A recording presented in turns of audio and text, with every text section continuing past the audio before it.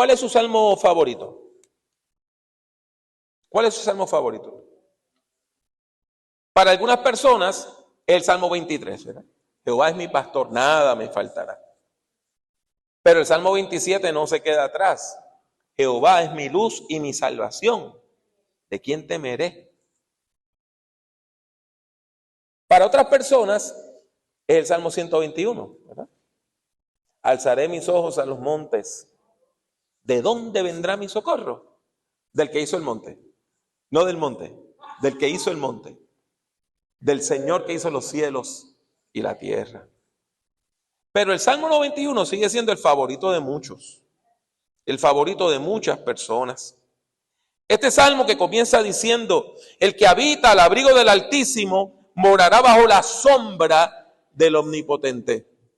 Diré yo a Jehová, esperanza mía y castillo mío, mi Dios, en quien confiaré. Qué hermoso. Esto es pura poesía teológica. Poesía que nos habla de Dios. Poesía que tiene enseñanzas espirituales para cada uno de nosotros. El salmista habla de abrigo, de estar cubierto. Habla de estar a la sombra del que todo lo puede. Dice que Dios es su esperanza y lo compara con un castillo. Y yo sé, para nosotros eso es algo antiguo. Pero en el tiempo antiguo, en el mundo antiguo, cuando venían enemigos y usted vivía en una choza de madera o de paja, usted corría hasta donde había un castillo y se refugiaba allí y se cerraban todas las puertas para enfrentar y aguantar y vencer los ataques de los enemigos. Todas estas imágenes nos enseñan algo. El salmista se refugia en Dios. ¿Por qué? Porque al refugiarse en Dios, el salmista puede enfrentar la vida con autoridad, con valentía y con fe. La vida hay que enfrentarla con autoridad, no con miedo. La vida hay que enfrentarla con valentía, no con temor. La vida hay que enfrentarla con fe, no con inseguridad. Hay muchas cosas en la vida que nos dan temor. Hay muchas cosas en la vida que nos dan inseguridad. Y hay personas que viven metiéndole miedo a otras personas para explotarlas. Continuamente están hablando de cosas que meten miedo y que meten miedo y que meten miedo. Pero cuando usted es una persona de fe, usted conoce a alguien que es más grande que el miedo. ¿Cuántos dicen amén? Dios es más grande que el miedo. Dios es más grande que el miedo. Y usted puede enfrentar la vida con seguridad. ¿Por qué? Porque Dios y su relación con Dios se convierten en su lugar seguro. Es el lugar donde usted tiene seguridad. Es el lugar donde usted está protegido, donde usted está protegida. Y del mismo modo que en el tiempo antiguo la gente corría y se refugiaba detrás de las murallas de los castillos, nosotros podemos encontrar refugio en Dios. Para una persona como yo que se crió en Puerto Rico, esto es muy fácil de entender. Porque San Juan, la capital de Puerto Rico, originalmente era nada más lo que hoy llamamos el Viejo San Juan, que es una isla, es un islote. Es un islote. Y todo el islote estaba rodeado de una muralla enorme, alta y fuerte. Y había varias puertas en las murallas. Pero entonces había un puente. que conectaba el islote con el resto de la isla. Y cuando venían los enemigos, sencillamente se cerraban las puertas y todas las personas que estaban allí podían encontrar refugio. Y es bien interesante, cuando usted estudia la historia de Puerto Rico, los piratas más peligrosos que andaron por el Caribe, incluyendo al famosísimo Sir Francis Drake, no pudieron conquistar San Juan.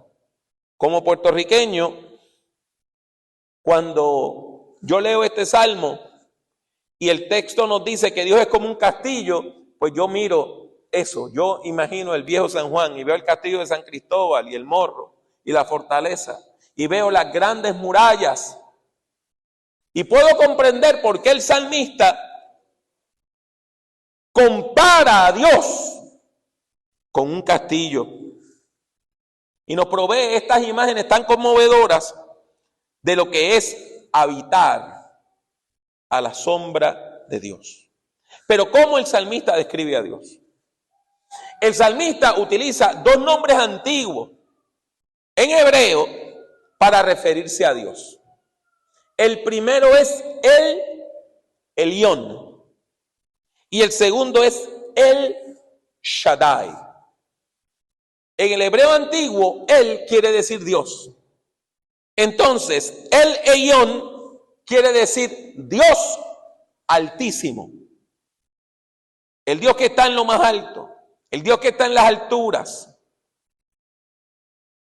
Y el Shaddai quiere decir Dios, Shaddai, que todo lo puede. El todopoderoso. El omnipotente. El que puede hacer todas las cosas. Entonces, vemos cómo el salmista se refiere a Dios de esta manera. En primer lugar, el Altísimo, aquel sobre el cual no hay otro, porque está sobre todas las cosas.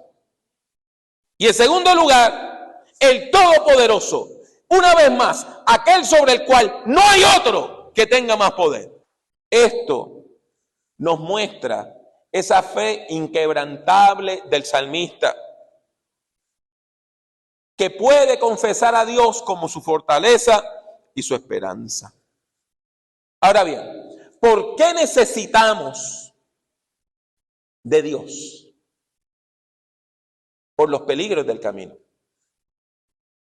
Porque la vida es peligrosa. Cuando yo era niño, yo tenía familiares que me decían, es un peligro estar vivo. Y yo no entendía. Claro, porque el muerto ya se murió. ¿Qué peligro tiene el muerto? Si ya se murió. El que se puede morir, el que se puede enfermar es ¿quién? Pues el vivo. Pero más allá del chiste que querían decir, de la broma que querían decir, tenemos que enfrentar una realidad, que la vida es dura. La vida es difícil. Y la vida necesita ser enfrentada con entereza, con integridad, con valentía, con fe, con seguridad. Y todos nosotros vamos a encontrar problemas a lo largo del camino. Todos nosotros vamos a encontrar problemas. Todos. Todo ser humano en algún momento va a encontrar peligros en el camino de la vida. Y el salmista enumera los peligros que en el mundo antiguo tenían los viajeros. Comenzando en el versículo 3. ¿Cuáles son esos peligros? Se los voy a enumerar. El primero es el ataque de un cazador. Y usted dirá, pero los cazadores no están buscando animalitos. Sí, pero si usted va caminando por el bosque y hay una persona que está cazando con un arco y flecha y lo ve usted de lejos, a lo mejor piensa que usted es un venado, o que usted es un oso, o que usted es un jabalí. O si usted está durmiendo y está envuelto en frazadas o pieles, el cazador puede decir, mira, agarré al jabalí durmiendo. Hay personas que nos hacen daño por equivocación. Hay personas que nos hacen daño sin tener intención de hacernos daño, que sería el caso del cazador que le hace daño a un viajero. Y es triste cuando una persona le hace daño a otra sin querer. Hace muchos años en mi tierra, en un pueblito que se llama Lares, ocurrió una tragedia. Había un muchacho cuya familia vivía frente a la carretera que conducía al pueblo de Lares y estaba en una curva. Y si usted venía en un auto, usted no podía ver la curva. Y el muchacho, cada vez que peleaba con su papá, le decía, me voy a suicidar. ¿Y qué hacía? Se acostaba en la carretera. Y su papá y su mamá pues gritaban y gritaban y gritaban hasta que él se levantaba. Y él tenía esa costumbre, iba y se acostaba en la carretera. Pues un día se acostó en la carretera y vino un auto y lo atropelló y lo mató. Usted se puede imaginar el trauma para el conductor de ese auto. ¿Quién se va a imaginar que hay una persona acostada en la carretera, en una curva ciega? A veces la gente nos hace daño sin querer. Y eso le hace daño a esa persona que nos hizo daño. Eso es un peligro de la vida. Otro peligro es la enfermedad. ¿Y dónde está aquí la enfermedad? Cuando se habla de una peste, estamos hablando de una epidemia, pestilencia, mortandad, todos esos son términos genéricos en el versículo 4, 6 y 10 para la enfermedad. Y nosotros, todos nosotros nos enfermamos. Absolutamente todos nosotros nos enfermamos. Todo ser humano pasa por momentos de enfermedad. Y hoy, que vivimos en un mundo mucho mejor que el mundo antiguo, es muy poco probable que usted muera en una guerra. Es muy poco probable que usted muera porque un ejército extranjero invadió y nos mató a todos. Hoy la mayor parte de la gente que muere después de una enfermedad. Y la enfermedad nos asedia. A veces la enfermedad nos la buscamos nosotros mismos. Porque hay personas que tienen hábitos que conducen a la enfermedad. ¿Como cuáles? Como el trago, como el tabaco, como el comer de más, como el tener una vida sedentaria, donde no hacen ejercicio. Todas esas cosas nos hacen daño. Pero a veces nosotros sencillamente pasamos por momentos de enfermedad. Cuando vino el COVID-19, mucha gente empezó a leer este salmo porque habla pues precisamente de una epidemia, de una peste destructora. Pero yo recuerdo que en aquel momento yo estaba en un puesto trabajando en un seminario y yo tenía todo un grupo de estudiantes activos y graduados. Y yo perdí 7 personas entre mi grupo de estudiantes, graduados y las parejas de nuestros profesores. La enfermedad lo mismo nos puede acabar en días que asediarnos por años. Y el salmista dice que Dios protege de la enfermedad. El otro peligro es el terror nocturno. El terror nocturno. Y eso se refiere a los ataques de pánico que nos pueden dar, sobre todo de noche, cuando estamos durmiendo. Cuando una persona se levanta gritando, cuando una persona se levanta habiendo tenido un sueño horrible y no sabe si fue realidad o falso, o si fue precisamente un sueño. Es algo terrible cuando una persona padece de terrores nocturnos. El cuarto peligro es la violencia, sobre todo aquella que ocurre a consecuencia de un ataque militar con flechas, o sea, saetas. De nuevo, para nosotros, cuando nosotros pensamos en arco y flecha, pensamos en alguien que está practicando un deporte, y a veces hay personas que cazan con arco y flecha. Yo conocí un señor que cazaba venaditos y lo hacía con arco y flecha. Pero en el mundo antiguo, esto era una de las armas que utilizaban los ejércitos, porque no habían armas de fuego, porque la pólvora no se manejaba en la mayor parte del mundo. Aún después de inventada por los chinos, la mayor parte de los países no conocían la pólvora. Yo acabo de leer una novela histórica que habla de una de las grandes batallas que hubo en el mundo antiguo. En este caso fue entre las fuerzas de Roma y el ejército de Siria, en un lugar llamado Magnesia, la batalla de Magnesia. Y hay un momento de encuentro donde vienen 100 carros de caballo, cada uno tirado por de 2 a 6 caballos. Ponían espadas en el centro de las ruedas. Y entonces esas espadas iban moviéndose y eso trozaba a quien fuera. Pero en el carruaje estaba el conductor y habían a veces 1 y a veces 2 personas lanzando flechas y lanzando lanzas. Era una fuerza imparable en aquel momento. Pero, ¿qué fue lo que ocurrió?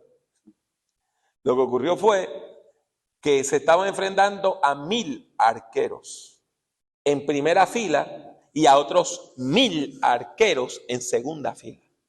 Y el general romano estaba midiendo los pasos para poder determinar cuándo tenía que salir la flecha para que no estuvieran ni adelante ni detrás de las fuerzas que venían en carros de caballo. Y el ataque fue tan brutal que ninguno de los 100 carros de caballo llegaron a donde estaban las tropas romanas. Todos fueron destruidos por la flecha. La guerra es otro peligro, se menciona en el versículo 7.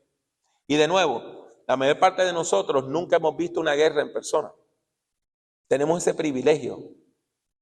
Pero yo quiero que usted entienda, en el mundo antiguo, la guerra era una realidad constante. Habían guerras que duraban más de 20 años. Se estima que en las guerras en las cuales participó Napoleón, murieron 3 millones de personas. Se estima que en las guerras en las cuales participó Julio César, al mando de las tropas romanas, murió 1 millón de personas.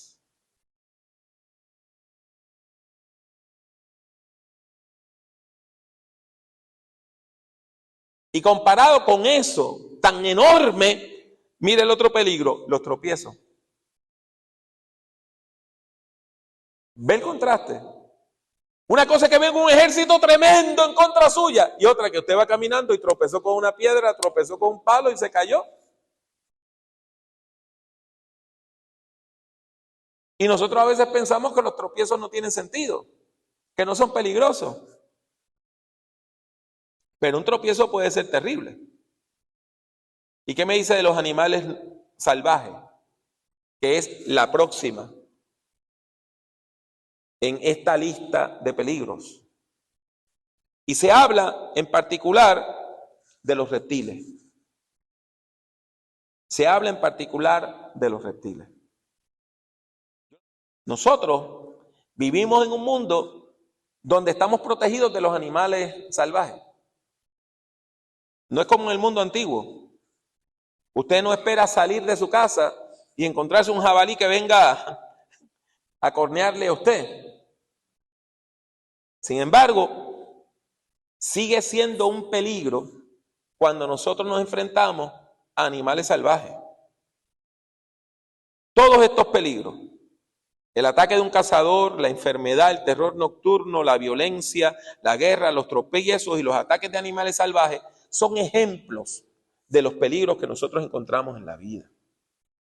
Y el salmista está diciendo que de todos esos peligros Dios nos protege, porque Dios es nuestro lugar seguro.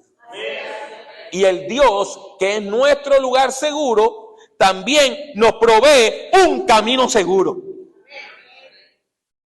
Así que nosotros podemos vivir, podemos transitar por la vida con autoridad, con fe y con seguridad, sabiendo que el Señor protege a los fieles. Pero ¿por qué es que Dios protege a los fieles? Porque Dios protege al que le ama. Y Dios ama a quien protege. Esa idea aparece en los versículos 9 y 10. Porque has puesto a Jehová, que es mi esperanza, al Altísimo por tu habitación. No te sobrevendrá mal, ni plaga tocará tu morada. La base de nuestra fe es el amor a Dios y el amor de Dios. Eso es lo que nos permite contar con la fidelidad de Dios. Eso es lo que nos permite sentirnos seguros. Que Dios protege. Que Dios protege. ¿A quién? A aquellos que le buscan con fe y a aquellos que le aman.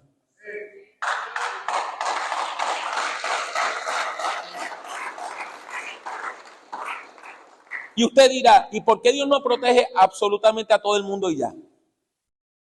Muy sencillo. Porque Dios no nos fuerza a amarle. Dios no le va a obligar a usted a amarle. Porque si Dios nos obligara a amarle, fuera una fuerza maligna. Fuera como el diablo. Dios no nos obliga a servirle. Dios no nos obliga a adorarle. Dios nos dice, yo te amo y yo te he dado la vida y yo te quiero proteger. ¿Lo aceptas?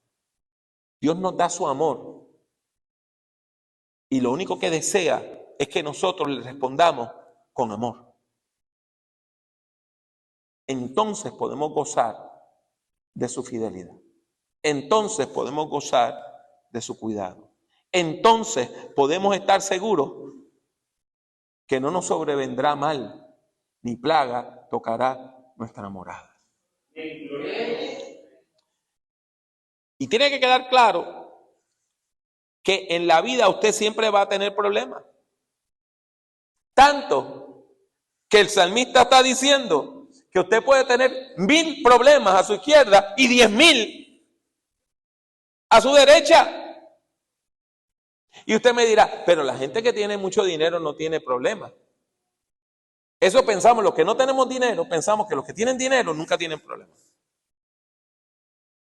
Pero es interesante cuando usted ve las historias de las celebridades. Uno de los hombres más famosos del mundo. Un hombre que tuvo la fama que hoy tiene la gente con el internet, antes del internet.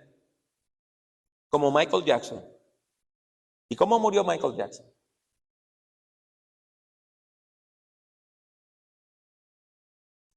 Uno de los hombres que ha revolucionado el mundo. Un visionario. Un hombre que una vez dio una conferencia hablando de algo que usted y yo usamos todos los días, que es el Wi-Fi.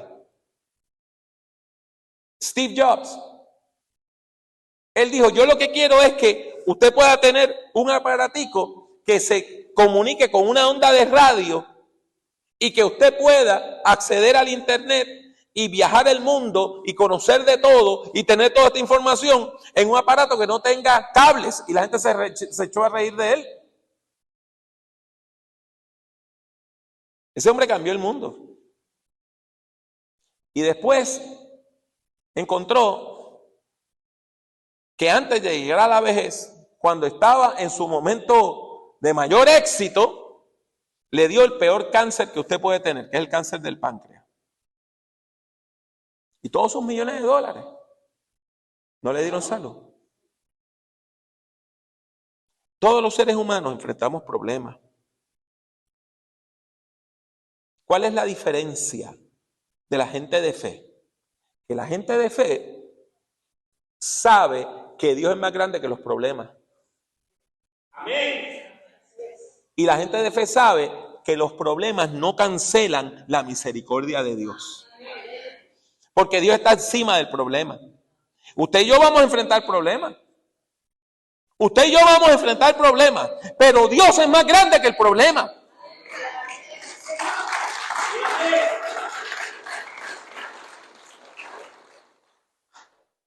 El texto entonces nos habla en los versículos 11 al 13 del papel que llevan a cabo unos seres espirituales que se llaman los ángeles. Pues a sus ángeles mandará cerca de ti que te guarden en todos tus caminos. En las manos te llevarán para que tu pie no tropiece en piedra. Nosotros, por lo regular, no pensamos en eso. Pero déjeme decirle que ocurren cosas sobrenaturales que no tienen otra explicación. Dios nos protege de una manera tan sobrenatural que muchas veces usted ni sabe que Dios le está protegiendo. Ni podemos discernir cómo Dios nos está protegiendo. Pero Dios nos protege. Dios está a nuestro lado. Esa es la misericordia de Dios. Pero el salmo todavía no ha llegado a su punto alto. Hay más, sí, porque hasta ahora el salmista es quien ha estado hablando. Pero ahora habla a Dios directamente. Si usted busca lo que dice el versículo 14 es una parte donde Dios directamente dice: por cuanto en mí ha puesto su amor, yo también lo libraré, le pondré en alto por cuanto ha conocido mi nombre. Me invocará y yo le responderé, con él estaré yo en la angustia, lo libraré y le glorificaré, lo saciaré de larga vida y le mostraré mi salvación. Dios directamente es el que nos dice, porque tú me has amado a mí, yo voy a ser fiel a ti. En tiempos de angustia, Dios es nuestro refugio. En la hora mala, en la mala hora, Dios es nuestro Salvador. En los momentos más difíciles de la vida, es cuando Dios está apenas empezando a calentar el brazo con todo lo que Dios va a hacer. ¿Cuál es la enseñanza que nos da la palabra hoy? Dios es quien nos lleva a un lugar seguro por medio de un camino seguro.